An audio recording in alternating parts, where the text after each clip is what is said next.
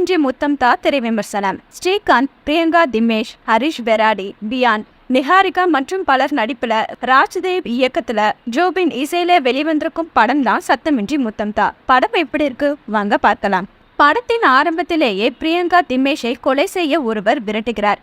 வீட்டிலிருந்து தப்பித்து வெளியே ஓடி செல்லும் பிரியங்காவை கார் ஒன்று அடித்து விடுகிறது. இதனால் தூக்கி வீசப்படும் பிரியங்கா மருத்துவமனையில் அனுமதிக்கப்படுகிறார். பழைய நினைவுகள் அனைத்தையும் இழந்து விடுகிறார் பிரியங்கா.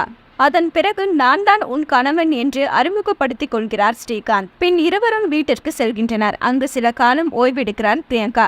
இப்படியாக செல்லும் போது ஸ்ரீகாந்த் சிலரை கொடூரமாக கொன்று வருகிறார். பிரியங்காவின் கண் முன்னே இருவரை கொலை செய்கிறார். வாழ்க்கை வெறுத்து போனது போல் இருக்கும் பிரியங்காவிற்கு அடுத்த அதிர்ச்சி காத்திருக்கிறது. அடுத்து என்ன நடந்தது, ஸ்ரீகாந்த் யார் என்பதே படத்தின் மீதி கதை. இதுவரை எதிர்பார்க்காத கதாபாத்திரத்தில் நடித்து அசத்தியிருக்கிறார் நடிகர் ஸ்ரீகாந்த். அடுத்தடுத்து கொலைகளை செய்து யார் இவர் என்ற கேள்வியை அடுக்கடுக்காக வைத்து கொண்டு செல்வது சுவாரஸ்யம். பிளாஷ்பேக் காட்சிகளில் கண்களின் ஈரம் வர வைக்கிறார்.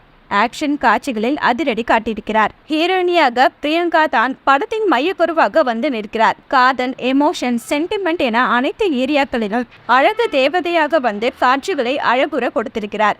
ரகு கதாபாத்திரத்தில் வந்த பியான் தனக்கு கொடுக்கப்பட்டதை அளவோடு செய்திருக்கிறார். எதற்காக பியான் தன் மனைவியை விட்டு அடுத்த ஒரு பெண்ணை தேடினார் என்பதற்கான பதில் ஒரு சுவாரஸ்யம்தான். காட்சிகள் ஆங்காங்கே தோய்வடைவதும் லாஜிக் ஓட்டைகள் ஆங்காங்கே எட்டி பார்த்தது மட்டுமே படத்திற்கு சற்று பலவீனம். கதை, திரைக்கதை, பின்னணி இசை, பாடல் என படத்தில் பல பாசிட்டிவ் விஷயங்களை கொட்டி வைத்திருக்கிறார் இயக்குனர். யுவராஜின் ஒளிப்பதிவு வெளிச்சம் காட்டியிருக்கிறது.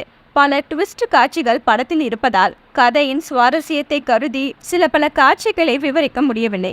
மொத்தத்துல சத்தமின்றி முத்தம் தா படத்தை நிச்சயமாக ஒரு முறை பார்க்கலாம்.